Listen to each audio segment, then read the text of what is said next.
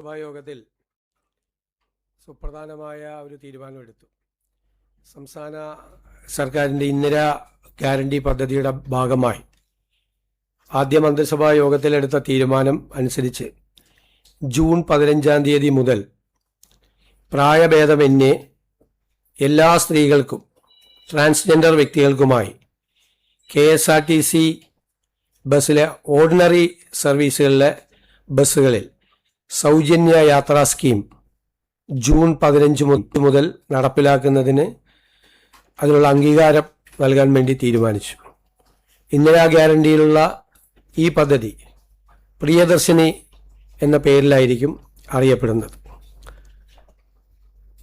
വരുമാനം കണക്കാക്കിയിട്ടില്ല, പ്രായം കണക്കാക്കിയിട്ടില്ല, കണ്ടീഷൻസ് ഒന്നും ഇല്ലാതെ ആദ്യം ഓർഡിനറി ബസ് സർവീസിലാണ് ആദ്യഘട്ടത്തിലെ ഈ പദ്ധതി സൗജന്യ യാത്ര തീരുമാനിച്ചിരിക്കുന്നത്. ഇത് സർക്കാരിന് ഒരു മാസം 65-70 കോടിയോളം ബാധ്യത വരും. 800 കോടി രൂപയിലധികം ഒരു വർഷത്തിൽ KSRTCക്ക് അതിൻ്റെ വരുമാനക്കുറവ് വരും. ആ പണം സർക്കാർ KSRTCക്ക് നൽകും. ഇപ്പോൾ KSRTCക്ക് 1500 കോടി എല്ലാ വർഷവും കൊടുക്കുന്നുണ്ട്. ശമ്പളവും പെൻഷനും ഉൾപ്പെടെയുള്ള കാര്യങ്ങൾക്ക് ഒരു മാസം 125 കോടി വെച്ചാണ് കൊടുക്കുന്നത്. അങ്ങനെ ഒരു വർഷം 1500 കൊടുക്കുന്നതിൻ്റെ കൂടെ ഇതിനാവശ്യമായ തുക ഏകദേശം 750-800 കോടിക്കും ഇടയിൽ ഇതിൻ്റെ തുക വരും. അല്ല, ഞാൻ പറഞ്ഞിട്ട് പ്രതിമാസം 65-70 കോടിയോളം വരും ഇതിൻ്റെ ചിലവായിട്ട് കണക്കാക്കിയിരിക്കുന്നത്. അതാണ് 750-800 കോടിയോളം രൂപ പ്രതിവർഷം വരും. അപ്പം നിലവിൽ കൊടുത്തുകൊണ്ടിരിക്കുന്ന 1500 കോടി രൂപയ്ക്ക് പുറമെ ഈ പണം കൂടി സർക്കാർ KSRTCക്ക് നൽകും. KSRTC വരുന്ന 6 മാസത്തിനുള്ളിൽ അവരുടെ വരുമാനം വർദ്ധിപ്പിക്കുന്നതിന് വേണ്ടിയിട്ടുള്ള വിവിധ മാർഗങ്ങൾ ആരായണം എന്ന് അഭ്യർത്ഥിച്ചിട്ടുണ്ട്. ആ സർക്കാരിൻ്റെ അഭ്യർത്ഥന അവർ സ്വീകരിച്ചിട്ടുണ്ട്. 6 മാസത്തിനുള്ളിൽ KSRTCയുടെ വരുമാനം കൂടി കുറച്ചുകൂടി വർദ്ധിപ്പിച്ച് ഇതിൻ്റെ മറ്റൊരു ഘട്ടത്തിലേക്ക് കൂടി കടക്കാൻ പറ്റും എന്നാണ് സർക്കാർ കരുതുന്നത്.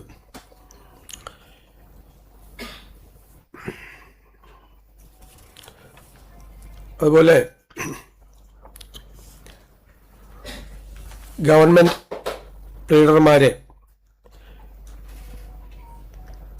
40ഓളം പേരെ പുതിയതായി നിയമിച്ചിട്ടുണ്ട്. നേരത്തെ നിയമിച്ചത് കൂടാതെ അതിൽ special government leader, senior government leader എന്ന തസ്തികകളിലേക്കാണ് നിയമിച്ചിട്ടുള്ളത്. സ്റ്റേറ്റ് അറ്റോർണി ആയിട്ട് അനൂപ് നായരെ നിയമിച്ചു ഹൈക്കോടതിയിൽ. ഇത്തരം തീരുമാനങ്ങളാണ്, ഈ തീരുമാനങ്ങളെല്ലാമാണ് ഇന്നത്തെ മന്ത്രിസഭാ യോഗത്തിലെടുത്തത്.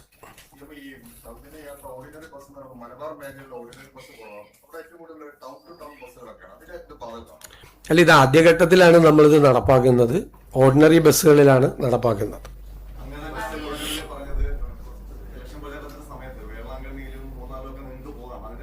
ഇല്ലല്ല, ഞാൻ പറഞ്ഞല്ലോ, കൃത്യമായിട്ട് പറഞ്ഞല്ലോ, ഇത് ആദ്യഘട്ടത്തിൽ ഇതാണ് നടപ്പാക്കുന്നത്.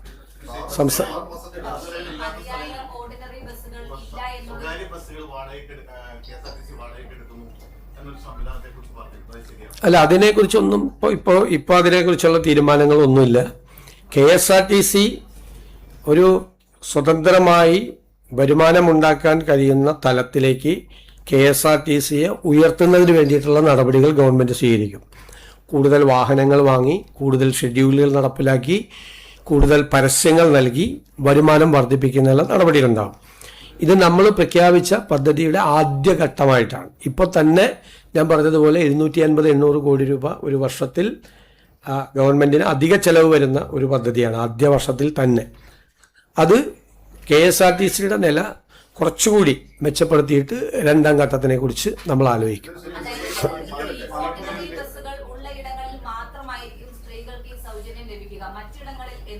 അല്ല, ഓർഡിനറി ബസ്സിലാണല്ലോ ഇപ്പൊ സൗകര്യം കൊടുത്തിരിക്കുന്നത്. ഓർഡിനറി ബസ്സിൽ സൗജന്യം ഉണ്ടാവും.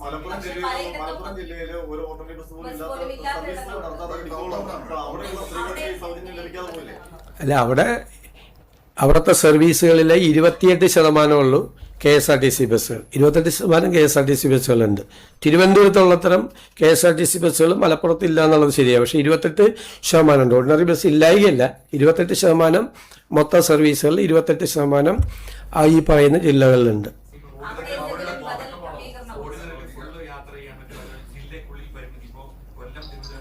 അല്ല, ഓർഡിനറി ബസ്സുകളിലേക്കാണ് കണ്ടീഷൻ ഇല്ലാതെ ഇപ്പം അനുമതി കൊടുത്തിരിക്കുന്നത്. അല്ല, അതല്ല, അത് നമ്മൾ പഠിക്കണമല്ലോ.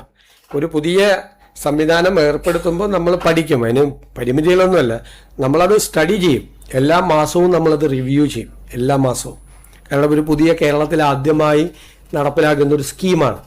അപ്പോൾ അതിൻ്റെ എല്ലാ കാര്യങ്ങളും, ഇപ്പോൾ നിങ്ങൾ ചോദിച്ച മലബാറിലെ കാര്യങ്ങൾ ഉൾപ്പെടെ ആ കൂട്ടത്തിൽ നമ്മൾ സ്റ്റഡി ചെയ്യും. എന്നിട്ട് നമുക്ക് അതിൻ്റെ അകത്ത് എവിടെയാണ് കുറവ്, എന്താണ് കുറവ് എന്ന് മനസ്സിലാക്കി അതുകൂടി പരിഹരിക്കാനുള്ള ശ്രമം ഉണ്ടാവും. അല്ല, അത് ആലോചിക്കും നമ്മളത്. ഇത് നമ്മൾ സ്റ്റഡി ചെയ്യട്ടെ. ഓരോ ജില്ലയിൽ നിന്നും എത്ര പേരാണ് ഒരു ദിവസം ഓർഡിനറി ബസ്സിൽ കയറുന്ന സ്ത്രീകളുടെ എണ്ണം എത്രയാണ്, ഒരു മാസം എത്ര വരും എന്ന് നമ്മൾക്കിപ്പോൾ ഉള്ളത് KSRTCയിലത്തെ നിലവിലത്തെ ഒരു സർവേ നടത്തിയിട്ടുള്ള കണക്കാണ്. ആ കണക്ക് പ്രകാരമാണ് നമുക്ക് ഇത്രയും 750-800 കോടി രൂപയുടെ ബാധ്യത നമുക്ക് വരുന്നത്. അപ്പോൾ അത് നമ്മൾ സ്റ്റഡി ചെയ്യുമ്പോൾ എവിടെയാണ് അത് കുറവ്, എവിടെയാണ് ഒരു സ്ത്രീകൾക്ക് വേണ്ടി നമ്മൾ കൊടുക്കുന്ന സ്കീമാണ്. അത് നമ്മൾ ആഗ്രഹിച്ചതുപോലെ തന്നെ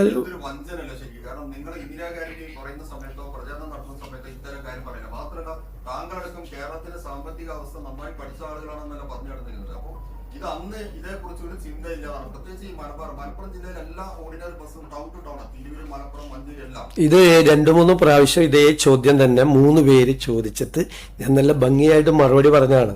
അത് പഠിച്ച് അതിനുള്ള ഓൾട്ടർനേറ്റീവ് സംവിധാനം ഏർപ്പെടുത്തുന്നു. പിന്നെ വഞ്ചന എന്നൊക്കെയുള്ള വാക്ക് ആളുകൾക്ക്, സ്ത്രീകൾക്ക് KSRTCയിൽ സൗജന്യ യാത്ര ഓർഡിനറി ബസ്സുകളിൽ അനുവദിക്കാനുള്ളൊരു സ്കീം 800 കോടി രൂപയോളം വരുന്നൊരു ബാധ്യതയുള്ള ഒരു സ്കീം പ്രഖ്യാപിച്ചിട്ട് വഞ്ചന എന്ന് പറയുകയാണെങ്കിൽ താങ്കൾ പ്രതിനിധാനം ചെയ്യുന്ന സ്ഥാപനത്തിൻ്റെ അഭിപ്രായമായിട്ട് അത് നാളെ എഴുതിക്കോ, സ്ത്രീകളെ വഞ്ചിച്ചു എന്ന് പറഞ്ഞു. അല്ലാതെ ഞാൻ വേറെ അഭിപ്രായം അതിനെക്കുറിച്ച് പറയുന്നില്ല. പക്ഷെ ആ വാക്ക് ഒന്നുകൂടി ആലോചിക്കും. നിങ്ങൾ മാധ്യമപ്രവർത്തകരല്ലേ, ആ വാക്ക് ഒരു വലിയ പ്രധാനപ്പെട്ട സ്കീം. കേരളത്തിലെ പാവപ്പെട്ട സ്ത്രീകളാണ് ഇതിനകത്ത് യാത്ര ചെയ്യുന്നത് കൂടുതൽ, ബഹുഭൂരിപക്ഷം പേർ. അല്ല, ലെറ്റ് മീ കംപ്ലീറ്റ്. ഞാനൊരു ഉത്തരം പറഞ്ഞുകൊണ്ടിരിക്കുമ്പോൾ അങ്ങ് ഒരു പ്രസംഗം പോലെ ഒരു ചോദ്യം ചോദിച്ചു. അതിന് ഞാൻ ഉത്തരം പറഞ്ഞുകൊണ്ടിരിക്കുകയാണ്. അങ്ങനെ അസ്വസ്ഥരാവല്ലേ. നിങ്ങൾ 3 പേരും ചോദിച്ചുകൊണ്ടിരിക്കുക യാത്ര ചെയ്യുന്നത് കൂടുതൽ, ബഹുഭൂരിപക്ഷം പേർ. അല്ല, ലെറ്റ് മീ കംപ്ലീറ്റ്. ഞാനൊരു ഉത്തരം പറഞ്ഞുകൊണ്ടിരിക്കുമ്പോൾ അങ്ങ് ഒരു പ്രസംഗം പോലെ ഒരു ചോദ്യം ചോദിച്ചു. അതിന് ഞാൻ ഉത്തരം പറഞ്ഞുകൊണ്ടിരിക്കുകയാണ്. അങ്ങനെ അസ്വസ്ഥരാവല്ലേ. നിങ്ങൾ 3 പേരും ചോദിച്ചുകൊണ്ടിരിക്കുകയാണ്, ഒരേ ചോദ്യം ചോദിച്ചുകൊണ്ടിരിക്കുകയാണ് 3 പേരും. ഇനി വേറെ ആർക്കെങ്കിലും ചോദിക്കാനുണ്ടെങ്കിൽ ചോദിക്കും. അവരുടെ ചോദ്യത്തിന് ഞാൻ മറുപടി പറഞ്ഞേ. ആലപ്പുഴയിൽ ഗൺമാന്മാരുടെ അതിക്രമവുമായി ബന്ധപ്പെട്ട കേസിൽ ഇന്നലെ മുൻകൂർ ജാമ്യം നിഷേധിച്ചിരിക്കുകയാണ്. മാത്രമല്ല, കോടതി നടത്തിയിരിക്കുന്ന ഒബ്സർവേഷൻസ് മുൻകൂർ ജാമ്യം കൊടുത്തു. മുൻകൂർ ജാമ്യം കൊടുത്തിരിക്കുകയാണ്. അത് കോടതി സ്റ്റേറ്റിന്റെ പ്ലീ റിജക്ട് ചെയ്യുകയാണ്. അപ്പോൾ ഈ അതുമായി ബന്ധപ്പെടുന്ന ഒബ്സർവേഷൻസ് ഒക്കെ പലതും ഈ കേസിനെ പ്രതികൂലമായി ബാധിക്കുന്നതുമാണ്. അപ്പോൾ ഇതിനകത്ത് ഇനി എന്താണ് ചെയ്യാറുള്ളത്? അത് ഉറപ്പായിട്ട് പരിശോധിക്കും. കോടതിയുടെ ഓരോ നടപടിക്രമങ്ങളുടെ ഭാഗമായിട്ട് ചിലപ്പോൾ ആൻറ്റിസിപ്പേറ്ററി ബെയിൽ കൊടുക്കും, ചിലപ്പോൾ ആൻറ്റിസിപ്പേറ്ററി ബെയിൽ റിജക്റ്റ് ചെയ്യും. അത് കോടതിയുടെ ദൈനംദിന നടപടിക്രമങ്ങളുടെ ഭാഗമായിട്ടാണ്. അത് എന്തുകൊണ്ടാണ് അങ്ങനെ സംഭവിച്ചത് എന്ന് പരിശോധിക്കും തീർച്ചയായിട്ടും.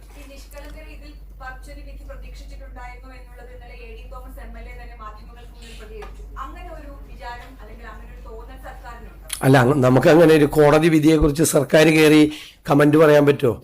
ഞാൻ ചോദിക്കട്ടെ, സർക്കാർ കോടതി ഒരു വിധി പറഞ്ഞു, ആൻറ്റിസിപ്പേറ്ററി ബെയിൽ ഉള്ള അവരുടെ ആപ്ലിക്കേഷൻ അനുവദിച്ചു. അതിന് സർക്കാർ കയറി കേരളത്തിലെ എല്ലാ ജില്ലകളിലും എല്ലാ കോടതികളിലും നടക്കുന്ന കോടതിയുടെ നടപടിക്രമത്തിനെതിരായി എനിക്ക് പ്രതിഷേധിക്കാൻ പറ്റുമോ? അതിനെക്കുറിച്ച് കമന്റ് പറയാൻ പറ്റില്ല. അതൊരു കോടതിയുടെ നടപടിക്രമത്തിന്റെ ഭാഗമായിട്ടാണ്. വേറെ ഓപ്ഷൻ ഗവൺമെന്റിന്റെ അകത്തുണ്ട്, ഓപ്ഷൻ ഉണ്ട്. അതെല്ലാം പരിശോധിക്കും. അല്ല, അതെല്ലാം പരിശോധിക്കും. ഞാൻ പറഞ്ഞല്ലോ, അതെല്ലാം പരിശോധിക്കും. ആ കാര്യങ്ങളെല്ലാം തീർച്ചയായിട്ടും പരിശോധിക്കും.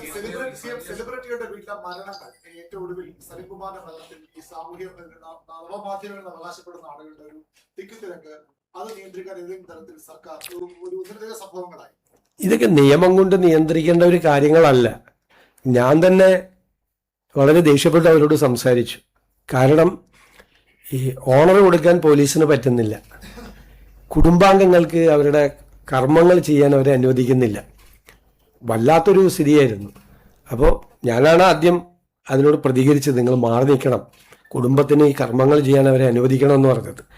അതുമാത്രമല്ലല്ലോ, സലീം കുമാർ രോഗബാധിതനായി കിടക്കുമ്പോൾ സോഷ്യൽ മീഡിയയിൽ വലിയൊരു അറ്റാക്ക് നടന്നു.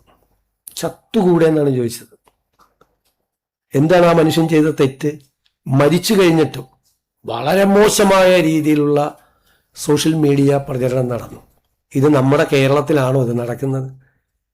ദേശീയ അവാർഡ് നേടിയ ഒരു നടനാണ്, മലയാളികളെ കുടുകൂടെ ചിരിപ്പിച്ച ഒരു നടനാണ്. എല്ലാവർക്കും ഇഷ്ടമുള്ള ഒരാളെ കുറിച്ച് എന്തും സോഷ്യൽ മീഡിയയിൽ പ്രചരണം നടത്താമോ? ചത്തുകൂടെ എന്നാണ് ചോദിച്ചത്, സുഖമില്ലാതെ ഒരാൾ കിടക്കുമ്പോൾ. ഇതാണ് നമ്മുടെ കേരളം. ആരാണ് ഇതിന്റെ പുറകിൽ? ആരാണ് ഇതിന്റെ പുറകിൽ? ഈ ക്യാമ്പയിന്റെ പുറകിൽ എല്ലാവർക്കും രാഷ്ട്രീയമുണ്ട്. കലാകാരന്മാർക്കും സാംസ്കാരിക പ്രവർത്തകർക്കൊക്കെ ഒരുപാട് ആളുകൾക്ക് രാഷ്ട്രീയമുണ്ട് ഇവിടെ. ഒരുപാട് പേർക്ക് അവരുടെ രാഷ്ട്രീയത്തിന്റെ പേരിൽ ഒരാൾ സുഖമില്ലാതെ വെന്റിലേറ്ററിൽ മരണത്തോട് മല്ലടിച്ച് കിടക്കുമ്പോൾ നടത്തിയൊരു ക്യാമ്പയിൻ ഉണ്ടല്ലോ,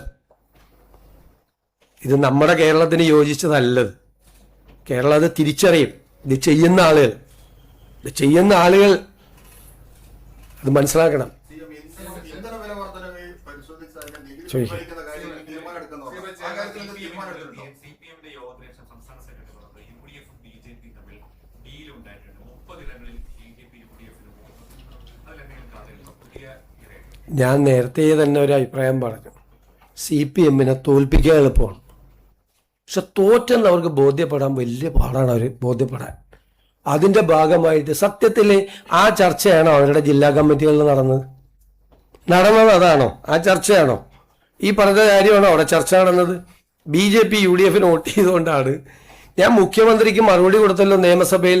മുഖ്യമന്ത്രി നിയമത്തെ പ്രതിപക്ഷ നേതാവിന്, മുൻ മുഖ്യമന്ത്രിക്ക് ഞാൻ നിയമസഭയിൽ മറുപടി കൊടുത്തല്ലോ. എന്താ അദ്ദേഹം പറഞ്ഞത്? നിയമത്ത് ഞങ്ങളുടെ വോട്ട് കുറഞ്ഞത് കൊണ്ടാണ് ജയിച്ചതെന്ന് പറഞ്ഞല്ലേ. നിയമത്ത് ഞങ്ങളുടെ വോട്ടും അവരുടെ വോട്ടും കുറഞ്ഞിട്ടുണ്ട്.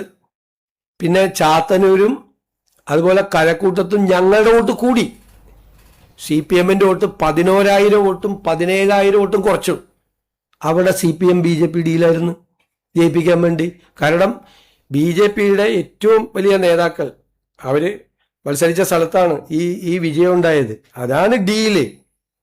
അവരുടെ കയ്യിൽ അവരുടെ മുതിർന്ന നേതാക്കൾ കൈവശം വച്ചിരുന്ന സീറ്റുകളാണ് വെള്ളിത്താളത്തിലാക്കി BJP-ക്ക് കൈമാറിയത്. മനസ്സിലായില്ലേ? ഇതൊന്നും ആയിരുന്നില്ലല്ലോ അവരുടെ ചർച്ച. അവരുടെ പാർട്ടിയുടെ അണികളും പാർട്ടിയുടെ നേതാക്കന്മാരും പ്രതിപക്ഷ നേതാവിനെയും പാർട്ടി സെക്രട്ടറിയെയും ഉൾപ്പെടെയുള്ള അന്നത്തെ മന്ത്രിമാര് ഉൾപ്പെടെയുള്ള ആളുകളെയും നേതൃത്വത്തെയും രൂക്ഷമായി വിമർശിക്കുകയും എടുത്ത നിലപാടുകൾ മതേതരമല്ലാത്ത നിലപാട് എടുത്തതിനൊരു ചോദ്യം ചെയ്യുമായിരുന്നു. അതായിരുന്നു അവിടെ ചർച്ചയിൽ നടന്നത് അല്ലേ? അതൊക്കെ ഇപ്പൊ അവസാനം കുറച്ചു കാര്യമൊക്കെ സമ്മതിച്ചു. അതിന്റെ കൂടെ വെറുതെ ഒരു മരുന്നിന് വേണ്ടി ഇത് ചേർത്തെന്ന് മാത്രമല്ല, അത് ഗൗരവമായിട്ട് എടുക്കണ്ട.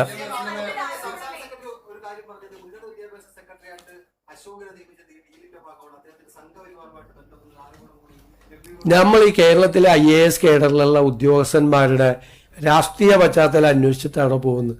അദ്ദേഹത്തിനെതിരായി ഒരു നടപടി ഉണ്ടായിരുന്നു, 2 പേർക്കെതിരായി നടപടി ഉണ്ടായിരുന്നു. നിങ്ങൾ തന്നെ എന്നോട് ചോദിച്ചു ആ നടപടി പിൻവലിക്കുമോ എന്ന്. ഞാൻ പറഞ്ഞു അത് ഞങ്ങൾ പഠിച്ചുകൊണ്ടിരിക്കുകയാണ്. അവർക്ക് എതിരായി നടക്കുന്ന അച്ചടക്ക നടപടികൾ നിലനിർത്തിക്കൊണ്ട് തന്നെ സസ്പെൻഷൻ റിവോക്ക് ചെയ്തവരെ സർവീസിൽ വെച്ചു.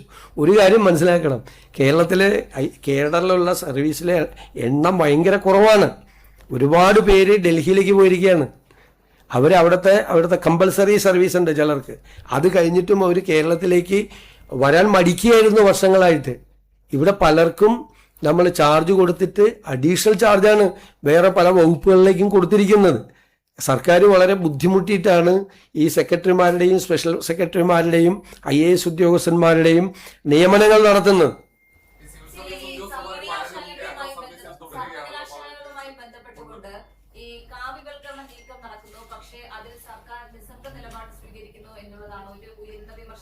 അതിന് പറയുന്ന രണ്ട് കാര്യങ്ങൾ. ഒന്ന്, MG സർവകലാശാലയിൽ താൽക്കാലിക VC നിയമനം. അതിൽ സർക്കാർ കൃത്യമായ രീതിയിൽ ഉന്നത വിദ്യാഭ്യാസ വകുപ്പ് ഒരു പട്ടിക പോലും നൽകിയിരുന്നില്ല എന്നുള്ളത് ഉയരുന്ന ഒരു ആക്ഷേപം. മറ്റൊന്ന്, ഗവർണറുടെ നടപടികളെ പിന്തുണയ്ക്കുന്ന നിലപാട് സ്വീകരിച്ച B. അശോകനെ ഉന്നത വിദ്യാഭ്യാസ വകുപ്പിന്റെ പ്രിൻസിപ്പൽ സെക്രട്ടറി ആക്കി എന്നുള്ളതാണ് മറ്റൊരു വിമർശനം.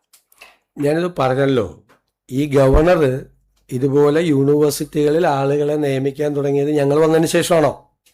പക്ഷെ അല്ലല്ല, ഞാൻ പറഞ്ഞ അല്ല, എന്ത് ഇത്ര അസ്വസ്ഥത, ഞാനൊന്ന് പറഞ്ഞു തീർത്തോട്ടെ. ഞാൻ തുടങ്ങിയുള്ളൂ മറുപടി. അങ്ങ് പറയുന്നതൊക്കെ ഞാൻ കേട്ടോണ്ടിരുന്നു, ഇല്ലേ? മുഴുവൻ കേട്ടോണ്ടിരുന്നു. 4ാമത്തെ ചോദ്യമാണ് ചോദിക്കുന്നതെങ്കിലും ഞാൻ കേട്ടോണ്ടിരുന്നു മുഴുവൻ. അപ്പം ഞാൻ പറയാൻ അനുവദിക്കണ്ടേ? അപ്പോൾ അത് യൂണിവേഴ്സിറ്റികളിൽ നിയമിക്കാൻ തുടങ്ങിയത് എന്ന് നിയമിക്കാൻ തുടങ്ങിയതാ? സിൻഡിക്കേറ്റിൽ എത്ര നിയമനങ്ങൾ നടത്തി? കേരളത്തിലെ എല്ലാ സിൻഡിക്കേറ്റുകളിലും എത്ര വൈസ് ചാൻസലർമാരുടെ പ്രശ്നങ്ങളുണ്ടായി? ഇതൊരു പുതിയ കാര്യമല്ലല്ലോ, ഒരു പുതിയ കാര്യമല്ലല്ലോ. ഇത് ഞങ്ങളിപ്പോൾ പുതിയതായി ഉണ്ടാക്കിയിരിക്കുന്ന, ഞങ്ങൾ വരുന്നതിന് മുമ്പ് അതിൻ്റെ നടപടിക്രമങ്ങളെല്ലാം പോയതാണ്. പാനൽ ആരാ കൊടുക്കേണ്ടിയിരുന്നത്? കഴിഞ്ഞ സർക്കാരാണ് കൊടുക്കേണ്ടിയിരുന്നത്, പാനൽ കൊടുക്കേണ്ടിയിരുന്നത്, അല്ലേ? അവർ നിയമിച്ചു. അപ്പം ഞങ്ങളത് പരിശോധിക്കും. ഇത് പുതിയ കാര്യം ഞങ്ങളുടെ ഗവൺമെൻറ് വന്ന ഉടനെ തന്നെ ഗവർണർ കാവ്യവൽക്കരണമായിട്ട് ഇറങ്ങി എന്നുള്ളതല്ലല്ലോ. LDF ഗവൺമെൻറ് ഇവിടെ അധികാരത്തിൽ ഇരിക്കുന്ന കാലത്ത് എല്ലാ യൂണിവേഴ്സിറ്റികളിലും ഈ വിഷയം ഉണ്ടായല്ലോ. എല്ലാ വിഷയവും അതിൻ്റെ ഒരു തുടർച്ചയായിട്ടുണ്ടായ സംഭവമല്ലേ? സർക്കാർ അത് പരിശോധിച്ച് ഞങ്ങളെ കൊണ്ട് നിയമപരമായി എടുക്കാൻ പറ്റാവുന്ന എല്ലാ കാര്യങ്ങളും ചെയ്യും. Last week you had a meeting with the Waqf board members, including the lawyers had come and met you. Very detailed meeting has happened. We would like to know what is the decision that the Chief Minister is going to be taking with regard to the Mudambam issue, because those people over there are still continuing this. It's over 600 days now. അല്ല, ഞങ്ങളത് study ചെയ്തുകൊണ്ടിരിക്കുകയാണ്.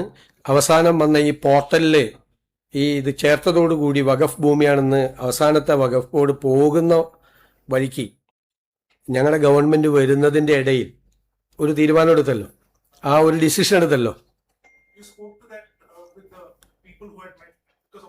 അല്ല, നമ്മൾ അതിൻ്റെ ഭാഗമായിട്ട് ഞങ്ങൾ എല്ലാവരുമായിട്ട് interact ചെയ്ത് അവരുമായിട്ട് സമരസമിതിയുടെ ആളുകളുമായിട്ട് സംസാരിച്ചു. എല്ലാവരുമായിട്ടും ഞങ്ങൾ സംസാരിച്ചുകൊണ്ടിരിക്കുന്നുണ്ട്. ഇതുമായിട്ട് ബന്ധപ്പെട്ട് ഒരു തീരുമാനം ഉണ്ടാവും.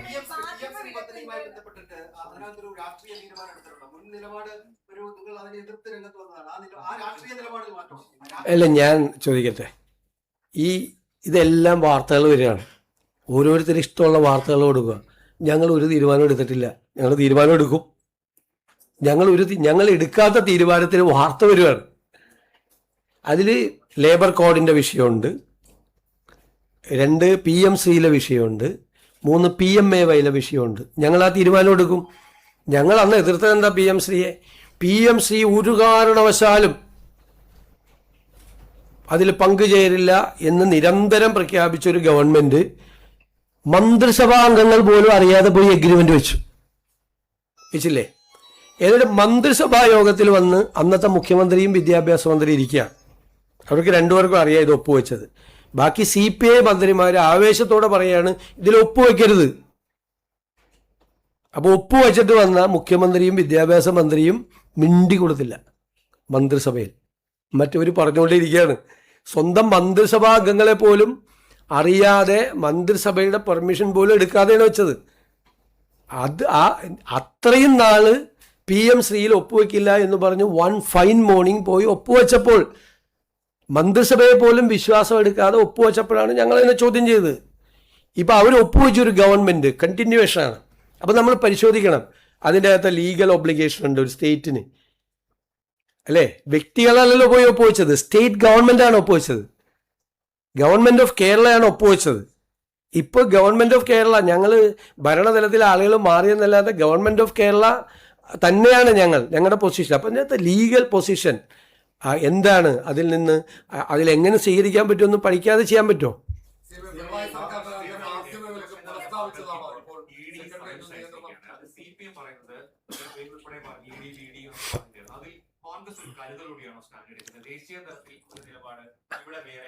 ഞാൻ ചോദിക്കട്ടെ, ഇപ്പം ഞങ്ങൾ പറഞ്ഞത് തന്നെ, നിങ്ങൾ എന്നോടൊന്ന് അഭിപ്രായം ചോദിച്ചപ്പോൾ ഞാൻ അതൊക്കെ പറഞ്ഞല്ലോ. മോഡിയെ കാണാൻ പോയിട്ട് ഞാനിതൊക്കെ ചെയ്യിപ്പിച്ചതൊക്കെ ഞാൻ പറഞ്ഞല്ലോ, റെയ്ഡൊക്കെ നടത്തിച്ചത്. അത് കഴിഞ്ഞിട്ട് ഞാൻ എൻ്റെ അഭിപ്രായം ചോദിച്ചപ്പോൾ പറഞ്ഞു, അത് ഒരു കേസ് രജിസ്റ്റർ ചെയ്ത് നടക്കുന്ന നടപടിക്രമങ്ങളുടെ ഭാഗമാണ് ഒരു കേസ് രജിസ്റ്റർ ചെയ്തിട്ട് കോടതിയിൽ അവർ പോയി, ഹൈക്കോടതിയിൽ ഇത് അന്വേഷണം നിർത്തിവെക്കണമെന്ന് പറഞ്ഞു. കോടതി ആ പെറ്റീഷൻ റിജക്റ്റ് ചെയ്തു. എന്നിട്ട് അന്വേഷണം തുടരാൻ പറഞ്ഞു. ഡിവിഷൻ ബെഞ്ചിൽ വീണ്ടും പോയി. ഡിവിഷൻ ബെഞ്ചും ആ പെറ്റീഷൻ റിജക്റ്റ് ചെയ്തു. വീണ്ടും അന്വേഷണം നടത്താൻ പറഞ്ഞു. എന്നിട്ട് ഇ ഡി എങ്ങനെ അന്വേഷിക്കണം, ഇ ഡി റെയ്ഡ് നടത്താമോ, ഇ ഡി ചോദ്യം ചെയ്യാമോ, സമൻസ് അയക്കാമോ എന്നൊക്കെ പറയാൻ കേരള ഗവൺമെൻറ്റിന് എന്ത് ജൂറിസ്ഡിക്ഷനാണുള്ളത്? ഒന്ന്. രണ്ടാമത്തെ കാര്യം, ഇതേ അഭിപ്രായമല്ലേ ഇപ്പോൾ ഈ സമൻസ് അയച്ചതിനെ കുറിച്ച് CPM പറഞ്ഞേക്കണത്? CPM പറഞ്ഞ എന്താ അഭിപ്രായം? നിയമം നിയമത്തിൻ്റെ വഴിക്ക് പോട്ടെ എന്നല്ലേ CPM നേതാക്കൾ ഇപ്പോഴും പറയുന്നത്? ഞാൻ ചോദിക്കുന്നത്, നിയമം നിയമത്തിൻ്റെ വഴിക്ക് പോട്ടെ എന്നാണ് ഇപ്പോഴത്തെ CPM നേതാക്കളുടെ പ്രതികരണം. അത് തന്നെയല്ലേ ഞാനന്ന് പറഞ്ഞത്. ഞാൻ ആദ്യം പറഞ്ഞത് ഇവർ രണ്ടാമത് പറയുന്നു എന്നുള്ള വ്യത്യാസം മാത്രമേ ഉള്ളൂ.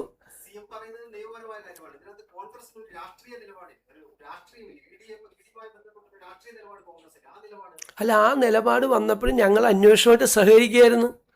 ഇത് രാഷ്ട്രീയമായ കേസാണെങ്കിൽ CPM-ന് രാഷ്ട്രീയമായി അതിനെ എതിർക്കാനുള്ള അവകാശമുണ്ട്. ഞങ്ങൾ അതിനെ ചോദ്യം ചെയ്യുന്നില്ല.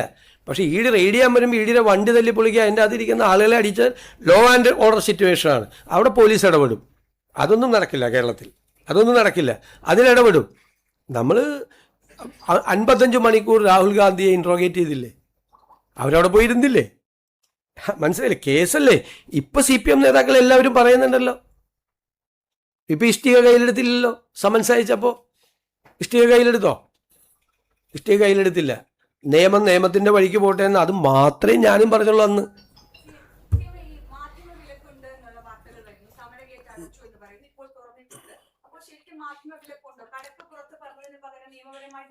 ഞാൻ ചോദിക്കട്ടെ, ആ നിലപാട് ഞങ്ങൾ അതിനെ എതിർത്തതാണ്. മാധ്യമങ്ങൾക്ക് വിലക്കേർപ്പെടുത്തിയതിന് ആ ഓർഡർ ഇപ്പോഴും നിലനിൽക്കുകയാണ്.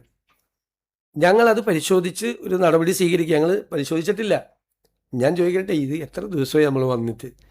ഞങ്ങൾ അതിൻ്റെ ഇടയിൽ ഗവർണറുടെ നയപ്രഖ്യാപന പ്രസംഗം, അതിൻ്റെ നന്ദി പ്രമേയത്തിൻ്റെ ചർച്ച, വൈറ്റ് പേപ്പറിൻ്റെ അവതരണം, ബജറ്റിൻ്റെ പ്രിപ്പറേഷൻ, നിരവധി ഗ്യാരണ്ടിയിൽ പറഞ്ഞ കാര്യങ്ങൾ ചെയ്യുന്നതിനുള്ള നടപടിക്രമങ്ങൾ, ഇതെല്ലാം ചെയ്തുകൊണ്ടിരിക്കുകയല്ലേ. ഞങ്ങൾ ആ കാര്യത്തിലൊരു നടപടി സ്വീകരിക്കും. അതിനു മുൻപേ ഞങ്ങളെല്ലാ മാധ്യമങ്ങൾക്ക് നിയന്ത്രണം ഏർപ്പെടുത്തിയ 2018 ഓർഡർ നിലനിൽക്കുകയാണ്. ഇപ്പം നിലനിൽക്കുക. അത് മാറ്റാനൊരു ഗവൺമെൻറ് ഓർഡർ തന്നെ വേണം. സർക്കുലറാണ് ഇറക്കിയത് 2015-11-2018 ഇറക്കിയ മാർഗനിർദ്ദേശങ്ങളാണ് ആ സർക്കുലർ നിൽക്കുന്നത്. സെക്രട്ടേറിയറ്റിനകത്ത്, സെക്രട്ടേറിയറ്റിന് പുറത്ത് എന്ന് പറയുന്ന നിർദ്ദേശങ്ങൾ. അത് പരിശോധിച്ച് നമ്മളൊരു നടപടി സ്വീകരിക്കണം. അതിനു മുമ്പ് ഞങ്ങൾ മാധ്യമങ്ങളെ പുറത്താക്കി എന്ന് പറയുന്നത്, വാർത്ത കൊടുക്കുന്നത് ശരിയാണോ ഇല്ലയെന്ന് നിങ്ങൾ ആലോചിക്കുക. പിന്നെ ഗേറ്റ് ഫുൾ ടൈം അടച്ചിട്ടിരിക്കുകയായിരുന്നു. ആ ഗേറ്റ് തുറന്നു. ആ ഗേറ്റിൻ്റെ മുമ്പിലേക്ക് ഒരു ജാഥയുമായിട്ട് വരുമ്പോൾ ആ ഗേറ്റ് അടയ്ക്കില്ലേ? ആ ഗേറ്റ് അടച്ചിട്ടല്ലേ പ്രതിരോധം തീർക്കുന്നത്, അല്ലേ? അതവിടെ ഇങ്ങോട്ട് ഒരു ആക്രമണം ഉണ്ടാകാതിരിക്കാൻ സമരങ്ങൾ വരുമ്പോൾ ഗേറ്റ് അടയ്ക്കും. അല്ല, അത് നോക്കാം, അത് പരിശോധിക്കും. ഗവൺമെൻറ് ഒരു നിർദ്ദേശവും കൊടുത്തിട്ടില്ല.